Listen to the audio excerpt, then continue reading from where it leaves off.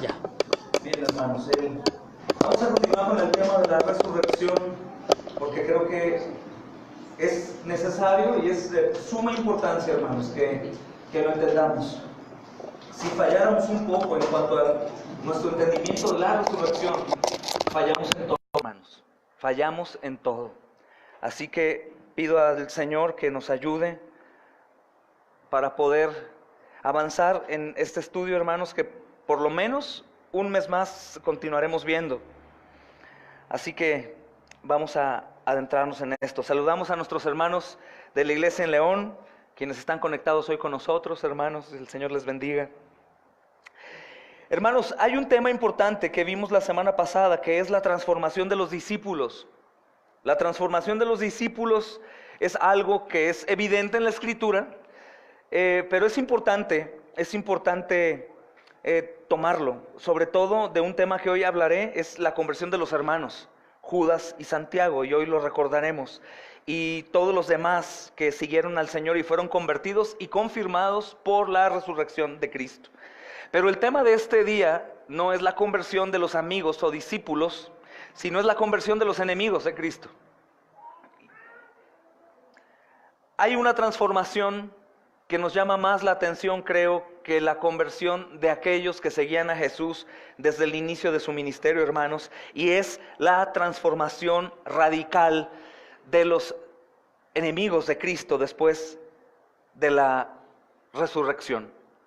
Entonces, la transformación radical de los seguidores no es un problema solamente para los escépticos, porque ellos tienen que explicar también la subsecuente transformación de aquellos que se oponían a Jesús. Estamos hablando en cuanto a defensa de la fe.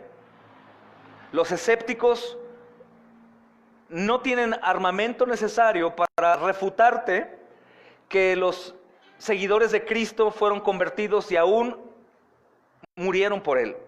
Sino otro problema para ellos es cómo pueden explicar la transformación de los enemigos. Y eso es sumamente importante saber. Ellos tienen que explicar cómo es que ellos se convierten si primeramente se oponían a Jesús y perseguían el movimiento de Cristo, hermanos. Perseguían a Jesús y a sus seguidores. Separando, hermanos, el tema de la resurrección, ¿cómo es que el cristianismo pudo haber impactado a algunos de sus seguidores? ¿Y cómo pudo el cristianismo impactar a los más grandes oponentes? Especialmente, por ejemplo, de los más cercanos, los hermanos de Jesús o Saulo de Tarso. Es probable que algunos no sepan de esto, pero los hermanos de Jesús, Judas y Santiago, se oponían a Jesús. Las Escrituras nos dicen claramente que durante la vida de Jesús y su ministerio, ni Santiago ni Judas le creían, sino que eran abiertamente antagónicos a su persona y ministerio. Miren Juan 7, hermanos, capítulo 7, versículo 3.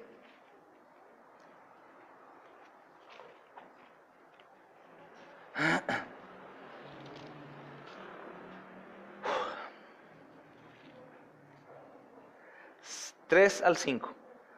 Y le dijeron sus hermanos: sal de aquí y vete a Judea, para que también tus discípulos vean las obras que haces.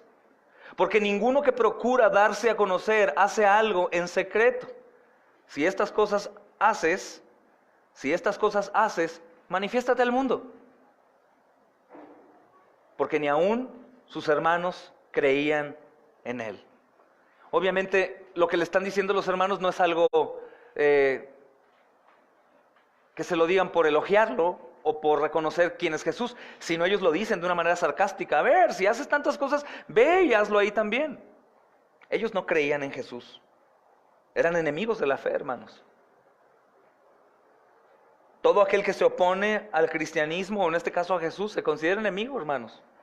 Entonces los hermanos eran oponentes, antagónicos. De hecho, esta palabra en el diccionario habla acerca de aquellos que están en contra del protagonista de algo, de alguna obra o alguna cosa que esté llevando a cabo en cuanto al ministerio de algún hombre.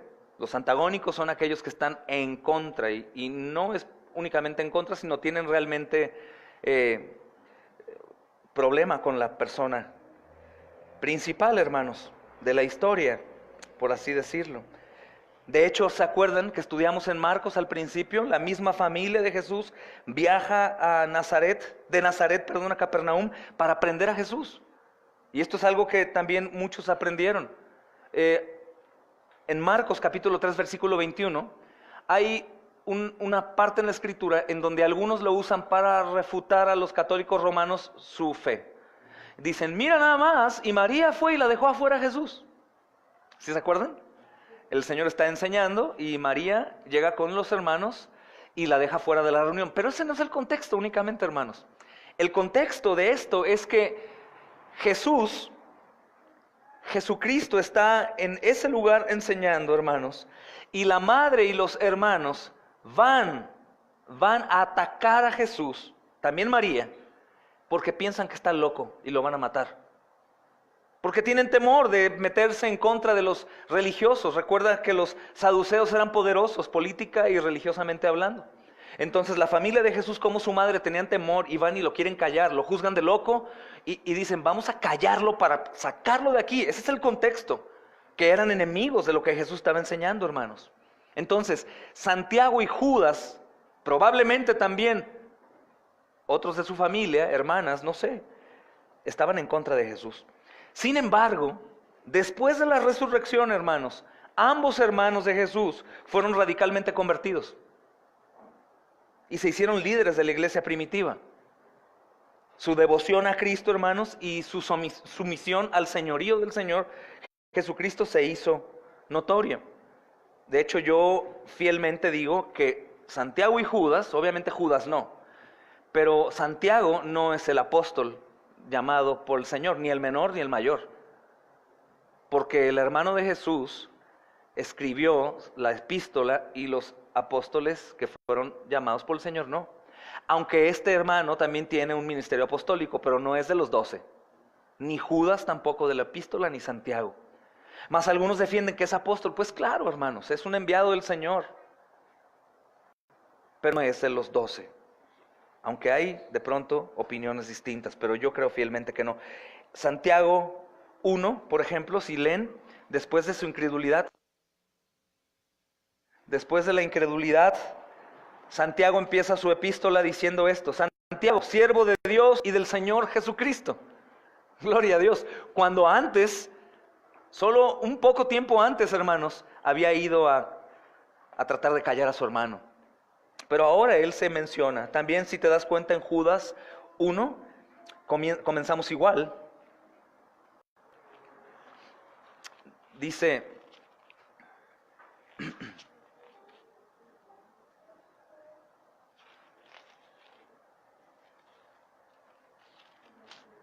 Judas, siervo de Jesucristo y hermano de Jacobo. Dices tú, pero es Jacobo, no es Santiago. Santiago es Jacobo.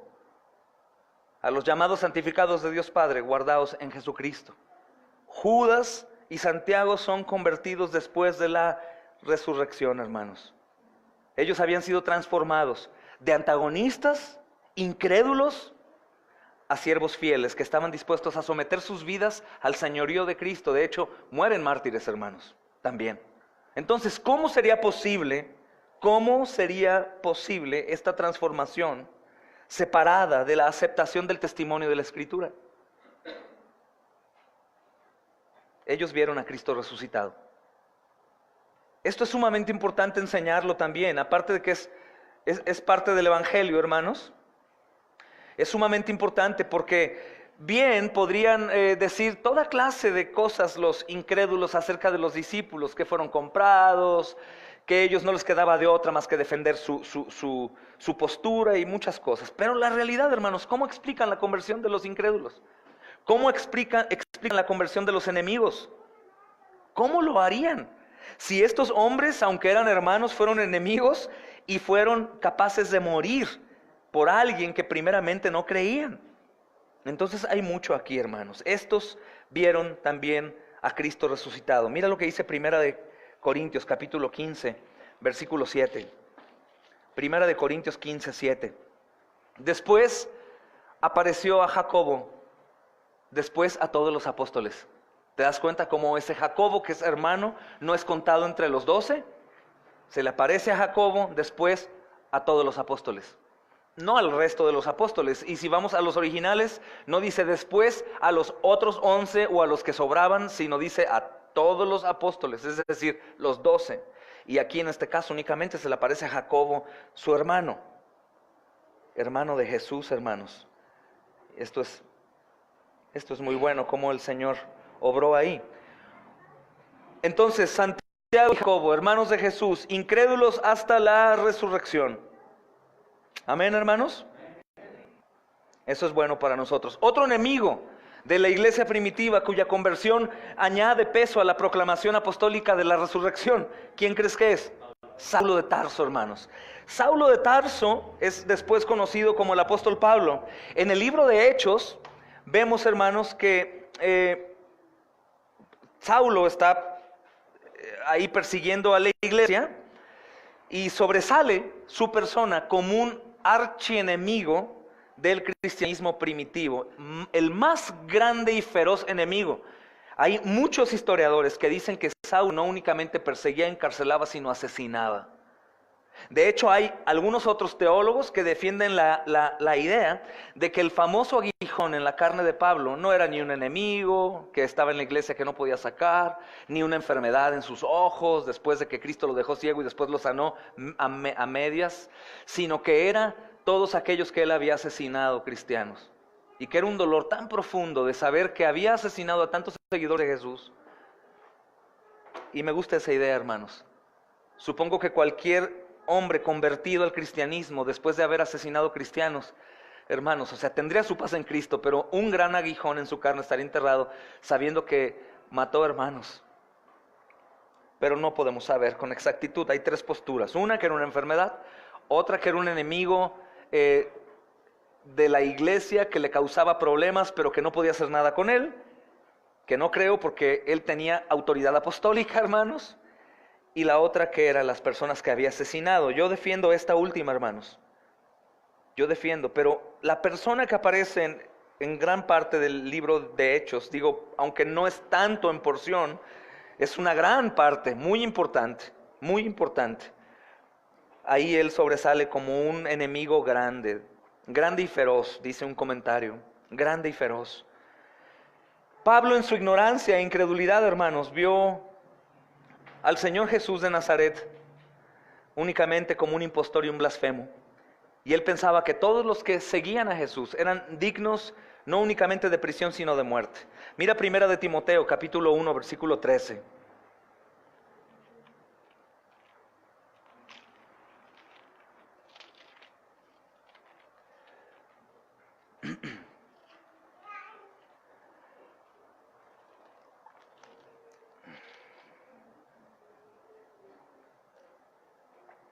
Dice, habiendo yo sido antes blasfemo, perseguidor e injuriador, mas fui recibido a misericordia, porque lo hice por ignorancia, en incredulidad.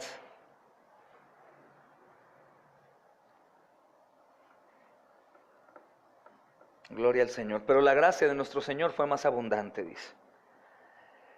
Lo vemos por primera vez a Saulo, hermanos, en el libro de Hechos, mientras él da su sincera aprobación para el homicidio de Esteban, el martirio, mejor dicho, de Esteban, hermanos.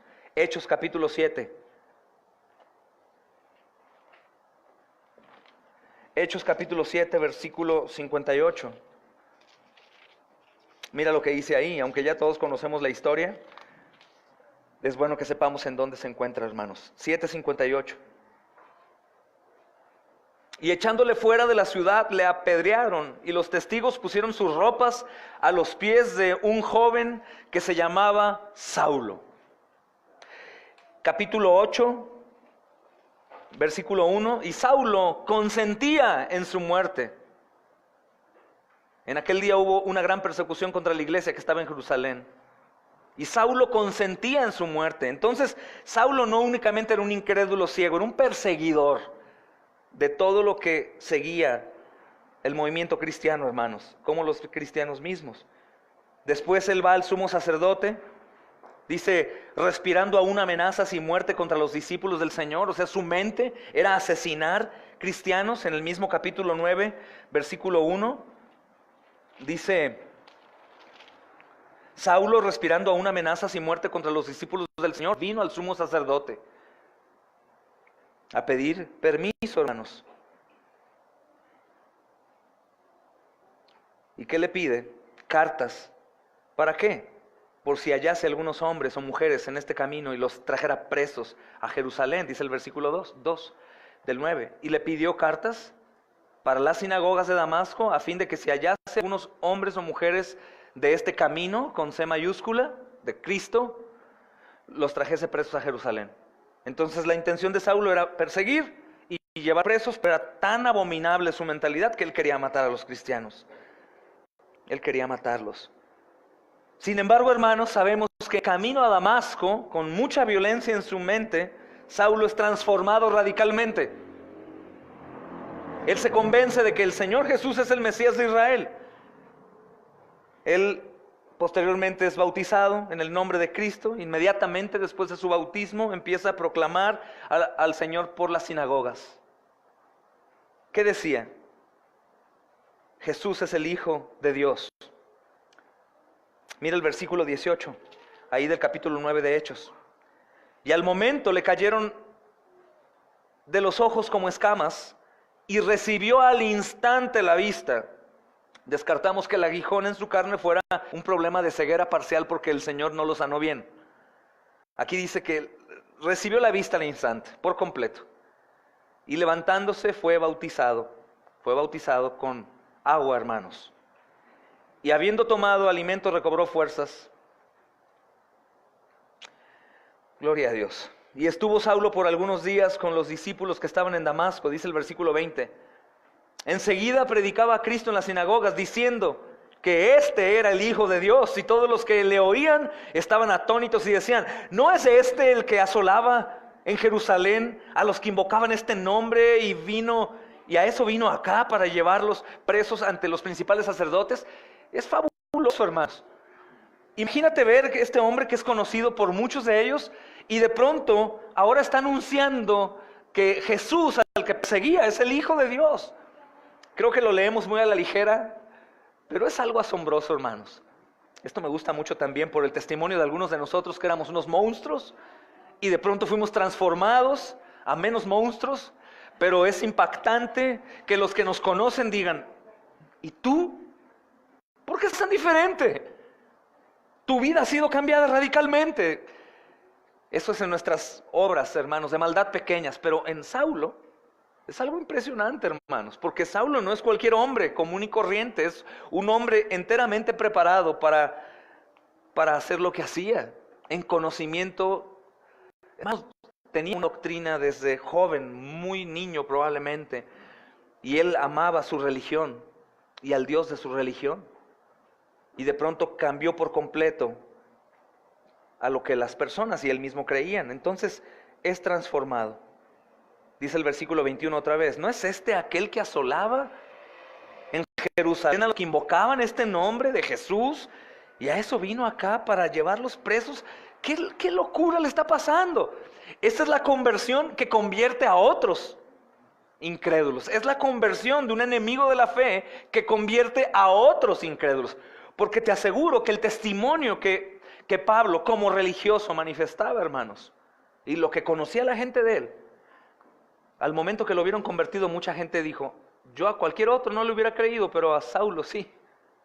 A Saulo sí le creo. ¿Sí conoces algunos hombres que cambiaron por completo y que crees en parte por lo que a ellos les sucedió? Yo conocí a un hombre alguna vez así, hermanos, cuando tenía 17 años. Era tan loco, tan perdido, que cuando lo vi un día, yo perdido como él, y él estaba en perfectas condiciones, y me miró a los ojos y me dijo, Cristo cambió mi vida. Y por dentro dije, no puede ser posible. Pero lo vi tan entero, tan seguro, que empezó, hermanos, a trabajar como un martillo. Increíble, porque son esas conversiones que no puedes creer. La de Saulo es algo así, hermanos. Entonces, después de estos eventos, la noticia se propaga rápidamente a todas las iglesias de Judea. Iglesias que él mismo había perseguido y había tratado de destruir la fe de los que estaban ahí. ¿De qué manera trataban de destruir la fe? A base de cárcel, hermanos, de meter terror. No había otra manera más que infundir miedo. Pero ahora está predicando y está proclamando esa misma fe. Mira, ve a Gálatas, capítulo 1, versículo 22.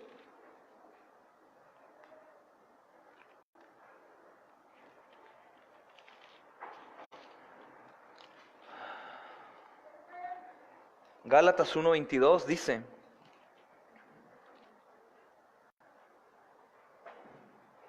después fui a las regiones de Siria y de Sicilia, y no era conocido, ¿te dije uno? Sí, ¿verdad? Dice, y no era conocido de vista a las iglesias de Judea que eran en Cristo, solamente oían decir, aquel que en otro tiempo nos perseguía, ahora predica la fe que en otro tiempo asolaba. Sin embargo, hermanos, Saulo había sido un adversario tan violento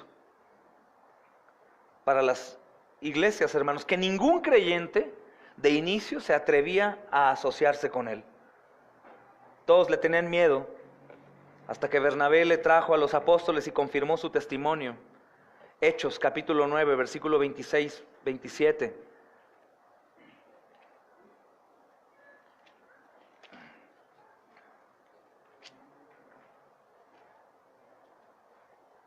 Dice, cuando llegó a Jerusalén trataba de juntarse con los discípulos, pero todos le tenían miedo. ¿Qué clase de hombre convirtió el Señor? No creyendo que fuese discípulo.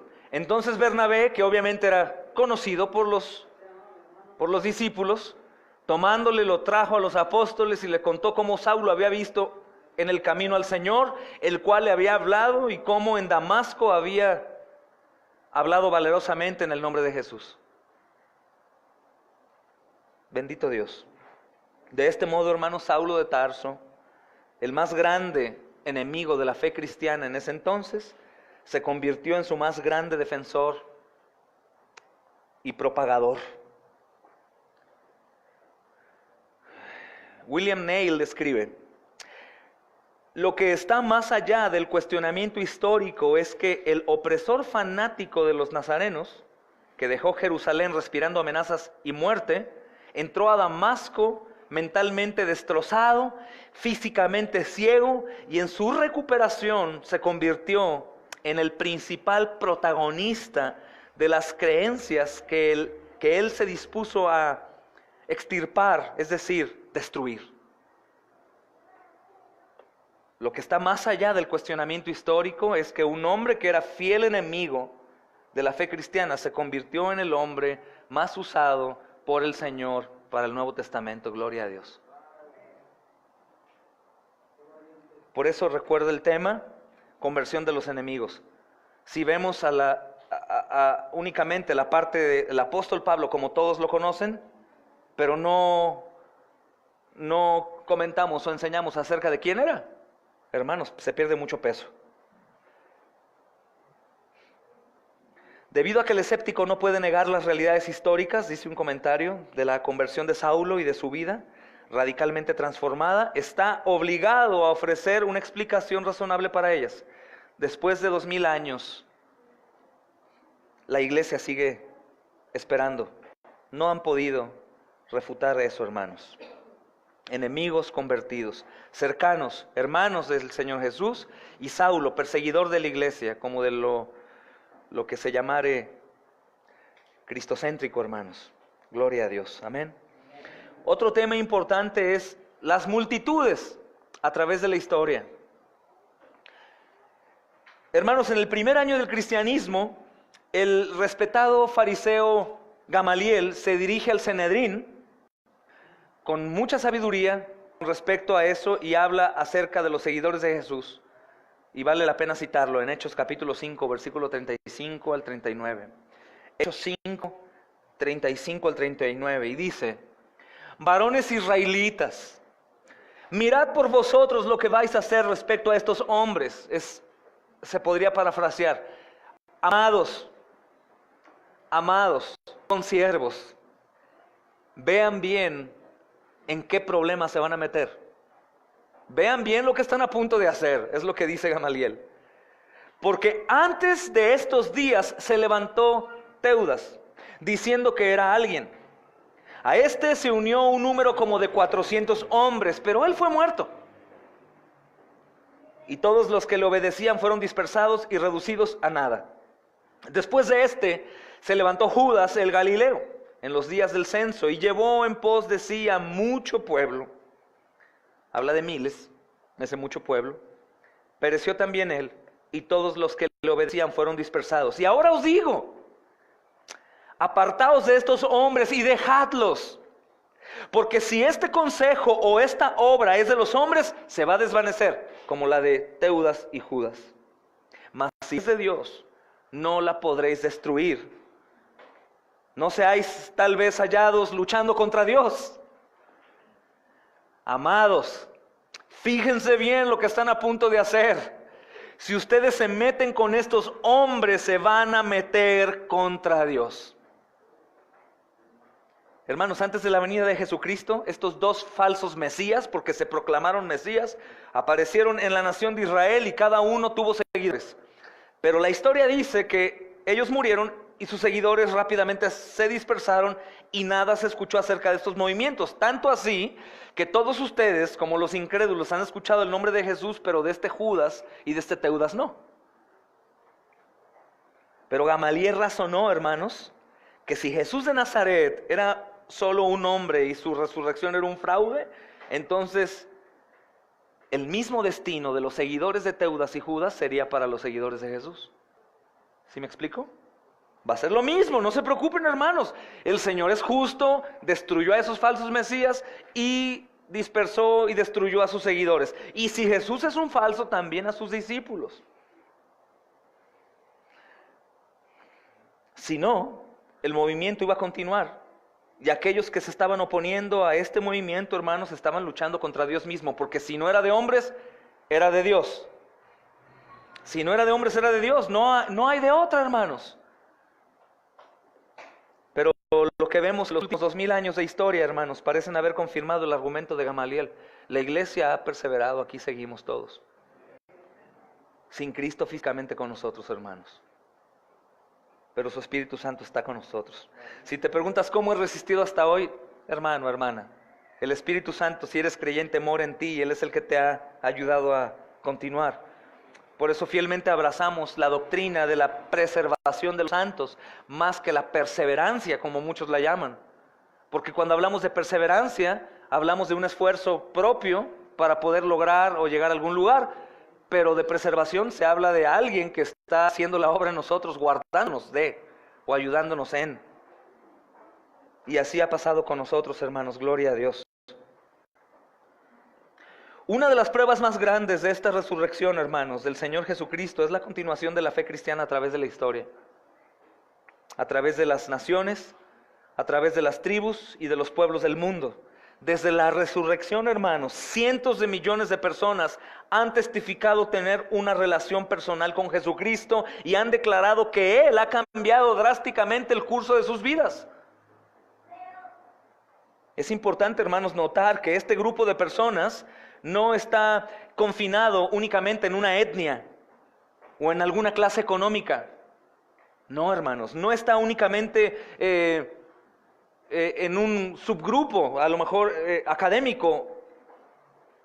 No, más bien incluye individuos de toda etnia, de toda clase económica, de todo nivel académico, de toda nación. Esto es fabuloso, hermanos. La iglesia primitiva estaba formada de individuos que jamás se hubieran reunido en cualquier otra circunstancia. Es decir, los primeros cristianos, hermanos, o el cristianismo estaba formado por griegos, por judíos, por circuncisos, por incircuncisos, por bárbaros, por escitas. Y los escitas, aparte que hablan de una región que estaba en ese entonces en Europa, es un grupo de guerreros.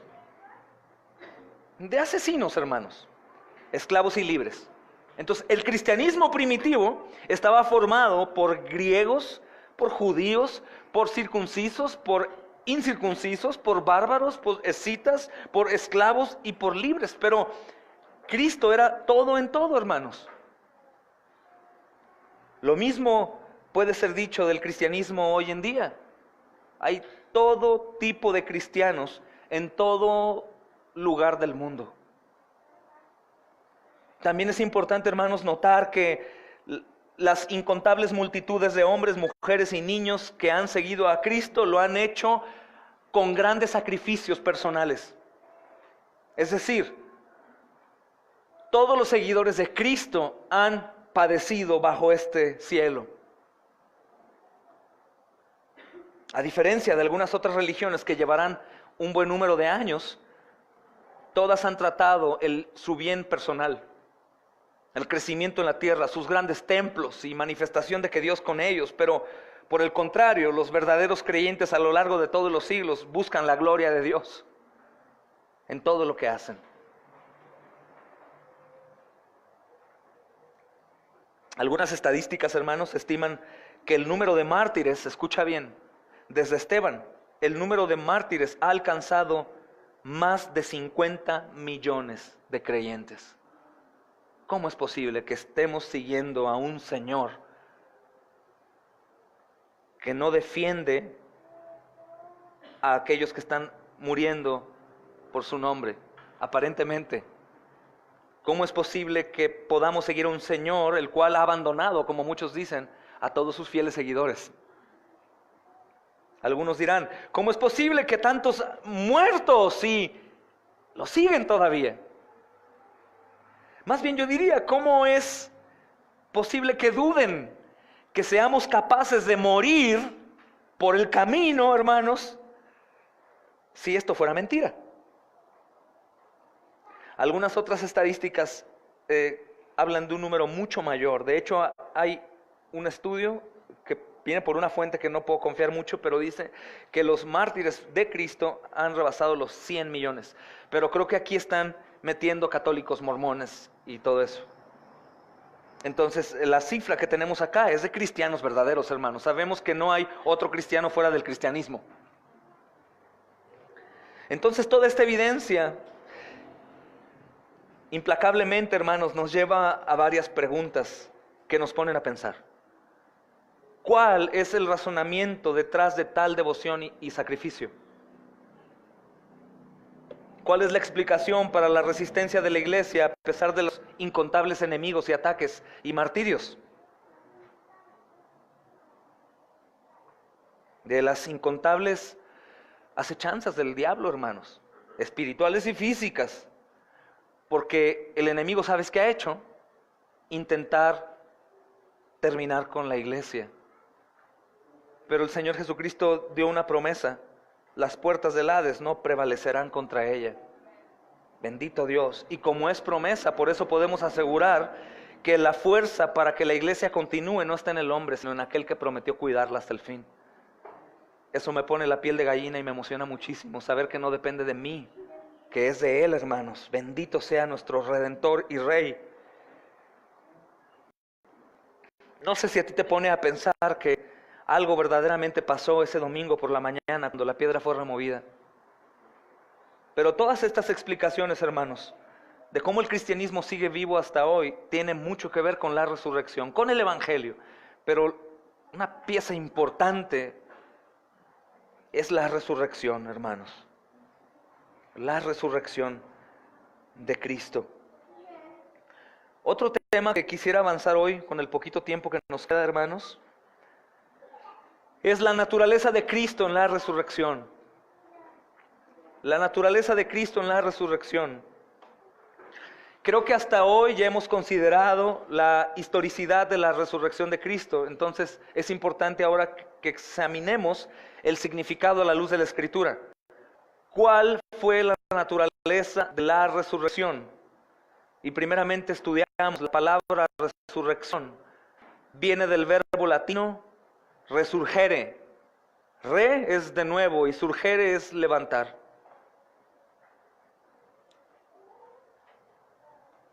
Y en el Nuevo Testamento se deriva también del sustantivo griego anastasis.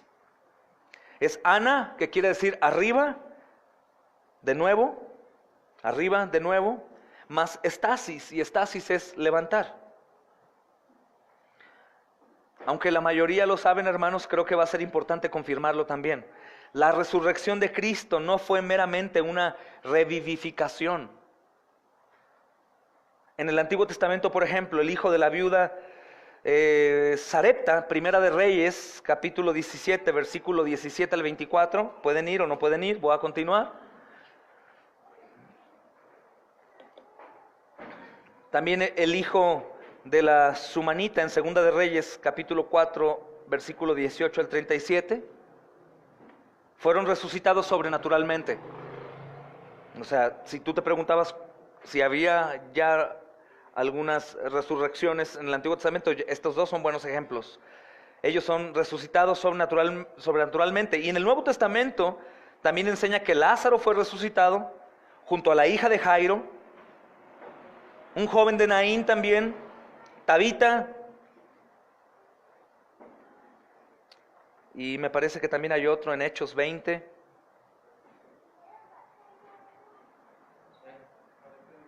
Éutico, también. Hechos 9:36, es Tabita. Entonces es importante notar, hermanos, que estas resurrecciones, ellos fueron revividos, pero todavía estaban sujetos a la muerte. Es decir, todos estos que han sido resucitados, fueron resucitados, pero todavía sujetos a muerte. Ellos morirían otra vez. La resurrección de Cristo, hermanos, es completamente diferente.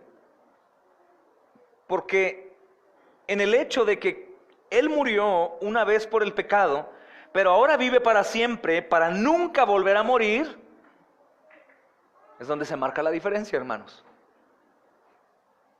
Ellos fueron resucitados para morir. Cristo resucitó para nunca volver a morir. Como declaró en Apocalipsis capítulo 1, versículo 18. Vale la pena que vayan ahí. Apocalipsis 1, versículo 18.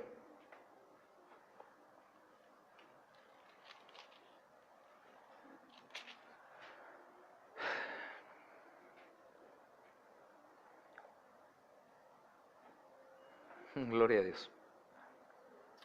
Podríamos decir, yo soy, y el que vivo y estuve muerto, mas he aquí que vivo por los siglos de los siglos. Amén.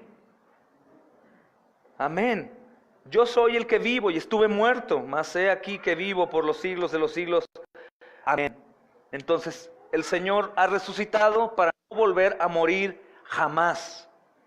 La resurrección de Cristo, hermanos, fue una resurrección corporal. No sé si algunos se han imaginado cómo. Ha habido especulaciones en cuanto al el cuerpo de Cristo, si era diferente, si brillaba, si era como, se traspasaba como fantasma, y todo eso tiene una explicación, hermanos, porque es clara la enseñanza en la Escritura y de todo el cristianismo ortodoxo, por ejemplo, acerca de la resurrección de Cristo. Y la Biblia habla de que fue una resurrección corporal. El mismo cuerpo que fue crucificado, envuelto en una sábana y colocado en el sepulcro, ese mismo cuerpo fue levantado en el tercer día, de acuerdo a las Escrituras. El mismo cuerpo asesinado, sepultado, hermanos, es el mismo cuerpo que resucita, hermanos. Aunque su cuerpo resucitado era el mismo que había muerto, hermanos, también obviamente tenía muchas diferencias. Bien dice el apóstol Pablo a los Corintios, algo como esto: fue sembrado en debilidad, pero se levantó en poder. Entonces, número uno, es importante establecer lo que se quiere decir con el término resurrección. Las Escrituras enseñan que la resurrección de Jesús no fue meramente espiritual. Hay algunos que piensan que fue espiritual por las apariciones y desapariciones momentáneas, hermanos. La resurrección de Jesús, la Biblia dice que fue material, física y corporal. El cuerpo de Jesús en carne y hueso fue resucitado, hermanos. Podemos aprender mucho, por ejemplo, Lucas capítulo 24. Tenemos que ir ahí. Lucas 24, versículo 36 al 43. Dice, mientras ellos aún hablaban de estas cosas, el Señor Jesús se puso en medio de ellos y les dijo, pasa a vosotros. Qué bendición, hermanos. Con qué ligereza leemos esto. Pero qué bendición. Pasa a vosotros. Su hermosa, estruendosa, santa y resucitada voz hablándoles a ellos, hermanos. Entonces, espantados y atemorizados, pensaban que veían espíritu. Pero Él les dijo, ¿por qué estáis turbados si vienen a vuestro corazón estos pensamientos? Omnisciencia del Señor. Mirad mis manos y mis pies, que yo mismo soy. Palpad y ved. Porque un espíritu no tiene carne ni hueso, como veis que yo tengo. Y diciendo esto les mostró las manos y los pies. Y como todavía ellos de gozo no lo creían y estaban maravillados, les dijo, ¿tenéis aquí algo de comer? Entonces le dijeron, parte de un pez asado y un panal de miel. Y él lo tomó y comió delante de ellos.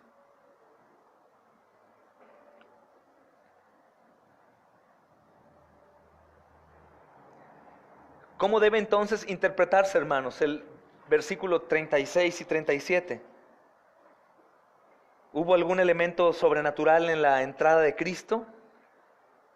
36, 37, mientras ellos aún hablaban de estas cosas, Jesús se puso en medio de ellos. Claro, hay un elemento sobrenatural, se pone en medio, hermanos. De pronto aparece ahí, no llegó, tocó, le abrieron, Él se puso en medio de ellos. Pero ¿qué nos dice acerca de su cuerpo resucitado? Entonces, espantados y atemorizados, pensaban que veían espíritu. Entonces nos dice que hay una diferencia. Pero en los versículos adelante obviamente dicen que lo pudieron tocar. Y vieron sus heridas, hermanos, sus manos, pies, el costado. Entonces si hay una diferencia, yo podría resumir esta diferencia en que es un cuerpo glorificado. No va a volver a cambiar, el Señor adoptó ese cuerpo y ese cuerpo se quedará, hermanos. Miren Juan 20. Juan 20, versículo 19. Cuando llegó la noche de aquel mismo día, el primero de la semana, estando las puertas cerradas en el lugar donde los discípulos estaban reunidos por miedo de los judíos, vino Jesús y puesto en medio les dijo, paz a vosotros. Hermanos, los discípulos están reunidos a puerta cerrada por miedo, y ese miedo habla también de incredulidad. No creían que iba a resucitar el Señor, creían que estaba derrotado, que habían acabado con Él.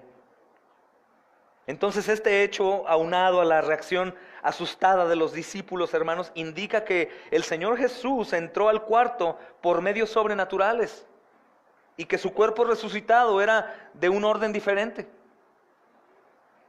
Tiene cuerpo, pero entra ahí. Nosotros no podemos atravesar la puerta ni nada, hermanos. Mas, sin embargo, la misma Escritura dice que tiene cuerpo.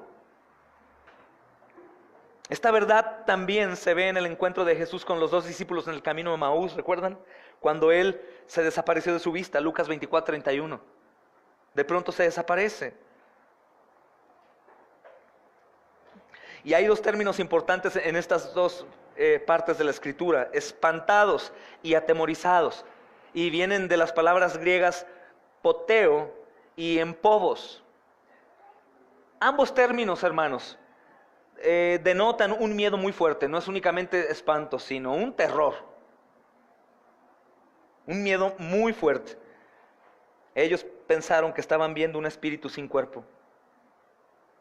Hay otra evidencia, por ejemplo, que podríamos ver en el versículos el 41 y 43 de Lucas. Dicen que es un espíritu, se imaginan que es un fantasma, pero de pronto, hermanos, podemos ver que Él les demuestra que no es un espíritu, sino enseña sus heridas y permite que lo toquen. Y dice, un espíritu no tiene cuerpo.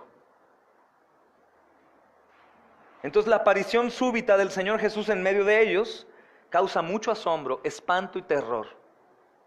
Ellos estaban inseguros acerca de lo que estaban viendo. ¿Por qué? Porque lo vieron sepultado. Recordando acerca de la doctrina de la muerte y sepultura, esto es buenísimo, hermanos, porque ellos no se espantan por ver un espíritu, un fantasma, sino porque ven a Jesús y ellos atribuyen que es un fantasma. ¿Por qué? Porque está muerto.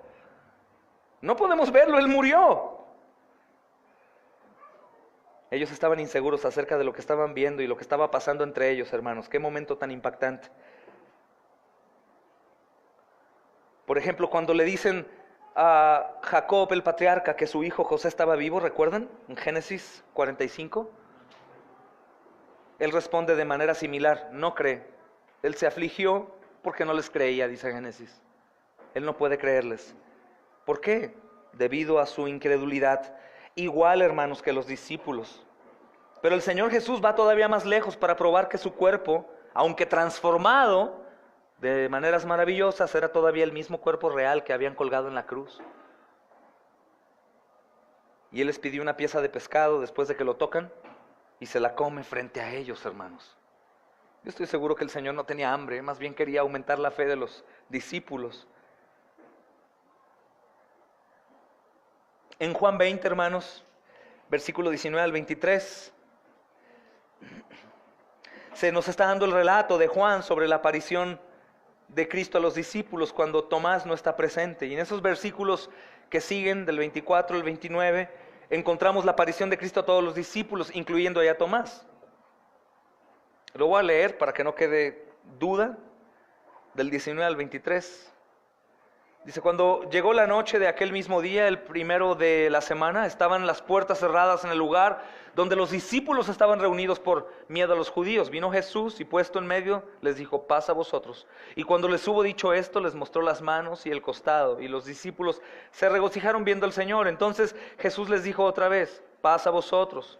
Como me envió el Padre, así también yo los envío a ustedes. Y habiendo dicho esto, sopló y les dijo, recibid al Espíritu Santo. A quienes remitieres de los pecados les son remitidos, y a quienes se los retuvieres les son retenidos. Pero Tomás, uno de los 12, llamado Dídimo, no estaba con ellos cuando Jesús vino. Le dijeron pues los otros discípulos, al Señor hemos visto. Él les dijo, si no viere en sus manos la señal de los clavos, y metiere mi dedo en el lugar de los clavos, y metiere mi mano en su costado, no creeré. Hermanos, podemos ver que en realidad lo que está sucediendo ahí no es cualquier cosa, nos dice que ellos no creyeron, porque no es cualquier cosa. No podríamos decir, pero ¿por qué no creyeron? Hermano, es lo mismo si hoy en día nosotros estuviéramos en la misma situación. El Señor Jesús está en medio de nosotros, nos dice que va a resucitar, y de pronto muere, lo vemos morir de una manera espantosa, lo vemos sepultado, y de pronto resucitado. Para empezar, yo creo que si el Señor no nos diera gracia, todos aquí salimos corriendo. Y no de gozo, gritando, Él resucitó. Salimos ya con hepatitis al cruzar la puerta. Hermanos, no es cualquier cosa. Y esto nos muestra la Escritura. Estos hombres eran creyentes, pero en ese momento dudaron. A la vez, siendo creyentes, ellos necesitaban tener pruebas suficientes para confirmar que en realidad era Él. Incluso después de los reportes de la resurrección de Cristo, hermanos, comenzaron a surgir más cosas y dudas. Ellos no creían. Lucas registra que las nuevas de la resurrección de Cristo les parecían locura. Lucas 24:9.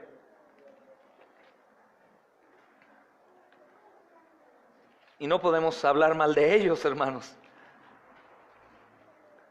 porque nosotros vivimos ya bajo la sombra de eso, y aún dudamos, y con nuestra vida manifestamos la duda también. Lucas 24:9 al 11 dice, y volviendo del sepulcro dieron nuevas de todas estas cosas a los 11 y a todos los demás. Eran María Magdalena y Juan y María madre de Jacobo y los demás con ellas, quienes dijeron estas cosas a los apóstoles, mas ellos les parecían locuras las palabras de ellas y no las creían. Y Marcos escribe que no lo creyeron en el capítulo 16, versículo 11. No creen. En el mismo pasaje, hermanos, de Lucas, versículo 27 y 28, ¿qué fue lo que Jesús le ordenó a Tomás que hiciera? ¿Y cuál fue la reacción de Tomás? Hermanos, literalmente, Tomás en su grande incredulidad hace lo inimaginable.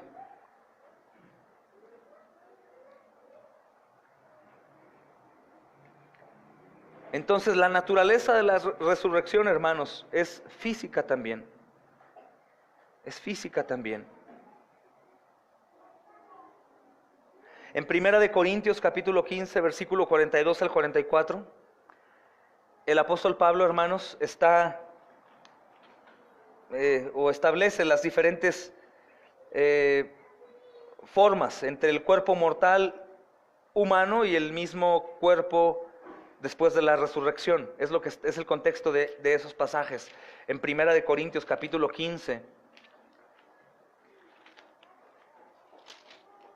dice, versículos 42 al 44, más puedes leerlo todo. Dice, así también es la resurrección de los muertos. Se siembra en corrupción, resucita en incorrupción. Se siembra en deshonra, resucita en gloria. Se siembra en debilidad, resucitará en poder. Se siembra cuerpo animal, resucitará cuerpo espiritual. Hay cuerpo animal y hay cuerpo espiritual. En este pasaje, hermanos, podemos aprender varias verdades acerca de las diferencias entre el cuerpo terrenal de Cristo antes de su muerte y su cuerpo resucitado.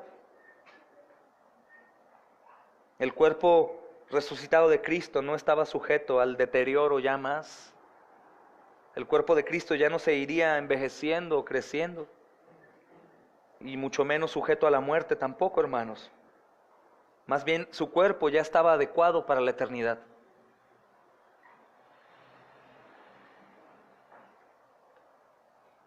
El versículo 43 de este pasaje de Corintios dice, se siembra en deshonra, resucitará en gloria. La palabra deshonra se traduce de la palabra griega atimia, que denota deshonor o vergüenza. Así el Señor murió, ¿verdad? Sin honra, sin aparente gloria, en vergüenza. También dice Isaías capítulo 53 versículo 2 que el Señor no tenía un buen parecer ni hermosura. Y en la cruz, hermanos, vemos que Él sufre la más grande de todas las humillaciones. Filipenses 2:8. Se humilló hasta la muerte. Sin embargo, conforme al contexto del apóstol Pablo, Él ya es levantado en gloria. Y la palabra griega es doxa. Y esta palabra denota gloria, honor y majestad. Por eso dice el versículo 43, se sembró en deshonra, resucita en gloria. Se siembra en debilidad, resucitó en poder. Esta palabra debilidad, hermanos, viene de la palabra griega asteneia. Y asteneia puede ser traducida como fragilidad. En la encarnación de Cristo, Él toma sobre sí mismo un cuerpo que estaba sujeto a todas las dolencias del hombre caído. Y esta misma postura, hermanos, es la que nosotros creemos. Hay algunos que creen que porque Cristo era Dios, Él nunca tuvo un dolor. Nunca se enfermó de una gripita, nunca le dolió el estómago, siempre estuvo exento de males y todo en orden. Y no, hermanos, cuando Él se somete a esa humillación, autohumillación, Él entra y recibe todo el paquete que nosotros recibimos también, hermanos. Es decir, hambre, sed, dolor, enfermedad, agonía y muerte. Sin embargo, su cuerpo resucitado es en poder, y la palabra poder viene de la palabra griega dunamis, y esta palabra denota poder, fuerza, esplendor, majestad. Por eso el escritor de Hebreos, en Hebreos capítulo 7, versículo 16, dice, el poder de una vida indestructible. Para terminar, versículo 44, hermanos, de 1 Corintios 15, dice, se siembra cuerpo animal, resucita cuerpo espiritual. Hay cuerpo animal y cuerpo espiritual. La palabra animal viene de la palabra griega suchikos, que se refiere a aquello que corresponde al ámbito natural y está caracterizado por debilidad, decadencia y muerte. La palabra espiritual de este mismo texto viene de la palabra griega neumáticos, que denota aquello que corresponde al ámbito celestial y está marcado por el poder y la eternidad. Entonces el cuerpo resucitado de Cristo se contrasta con el cuerpo animal.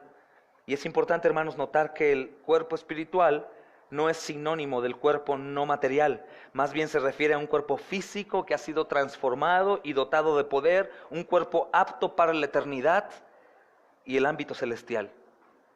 Cuando hablamos de un cuerpo espiritual no hablamos de un espíritu inherente, sino es un cuerpo espiritual. Tiene un cuerpo, pero dotado de poder y apto para la eternidad, inmutable.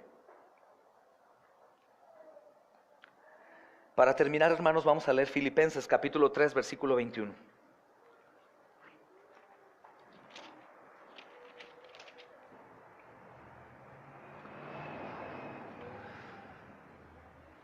Voy a leer desde el 20, ¿está bien? Dice, mas nuestra ciudadanía está en los cielos, de donde también esperamos al Salvador, al Señor Jesucristo, el cual transformará el cuerpo de la humillación nuestra, para que sea semejante al cuerpo de la gloria suya, por el poder con el cual puede también sujetar a sí mismo todas las cosas. Esta frase, hermanos, puede ser traducida como cuerpo glorioso, que es lo que nos espera estando con el Señor. Es el mismo cuerpo que fue crucificado de Cristo en debilidad, pero ahora existe en un estado exaltado y glorificado. Y durante el peregrinaje terrenal de Cristo, hermanos, la gloria de su deidad estaba velada detrás de su cuerpo humano. Velada detrás de su cuerpo humano, el cual, aunque sin pecado, estaba sujeto a las debilidades y a la muerte del hombre mortal. Romanos 8:3. Pero después de la resurrección, el cuerpo de Cristo ya no velaba su gloria, la manifestaba y la mostraba por completo.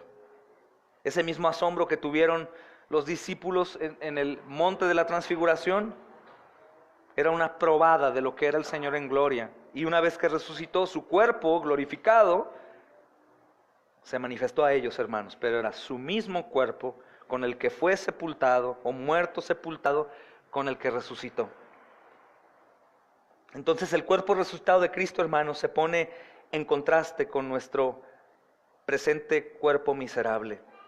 El cuerpo de la humillación nuestra o cuerpo de nuestro estado de humillación. Amén, hermanos. El Señor resucitó y eso me da gran paz. Vamos a orar, amados. Padre, agradecemos, amado Señor, que tú, amado Dios, dentro de tantas maravillosas y milagrosas cosas, Señor, levantaste a Jesús de entre los muertos. Señor, esto es tan importante para nosotros. Gracias, amado Señor, porque en la resurrección podemos confirmar quién era Jesús. La resurrección es una demostración poderosa de que Él era tu Hijo, el Cristo de Dios desde la eternidad. En la resurrección, amado Señor, también nos recuerdas que fuimos justificados, amado Señor. Que el sacrificio suyo te fue totalmente agradable. Y ahora no hay nada más que hacer, sino solo vivir para tu gloria, Señor. Gracias, amado Rey, que nos has manifestado esto. Gracias, amado Señor, por nuestro Rey Jesucristo, quien terminó la obra que le diste, que aceptó la misión y tú aceptaste el sacrificio suyo como pago completo de los pecados de su pueblo. Y ahora sabemos por esto, Señor, que la propiciación por nuestros pecados ha sido hecha porque Cristo fue resucitado. Que la resurrección prueba nuestra total justificación. También esta resurrección muestra, Señor amado, a su pueblo, que algún día lo veremos. Estaremos delante de su tribunal.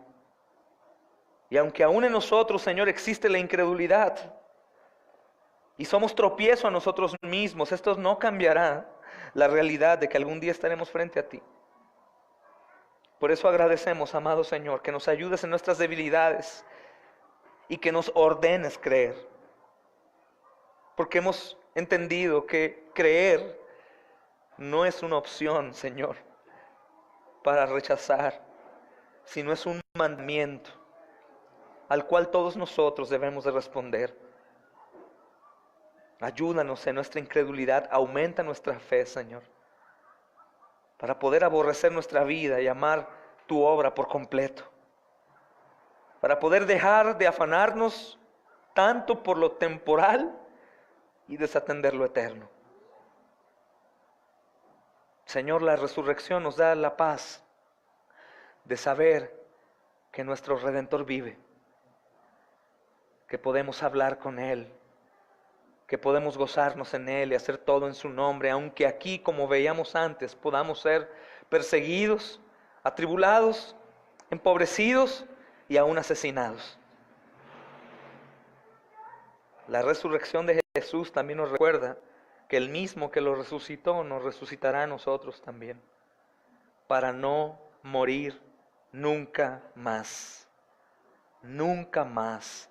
Te ruego que la palabra eternidad hoy retumbe, Señor, en nuestras mentes y aún nos quite el sueño, para que nos guíes a todos al arrepentimiento, Señor, y a la práctica de las obras de justicia que tú has preparado de antemano para que andemos en ellas. Gracias, amado Señor, que en tus manos están nuestros tiempos. Te alabamos, Cristo. Amén y amén. Adiós, hermanos de León.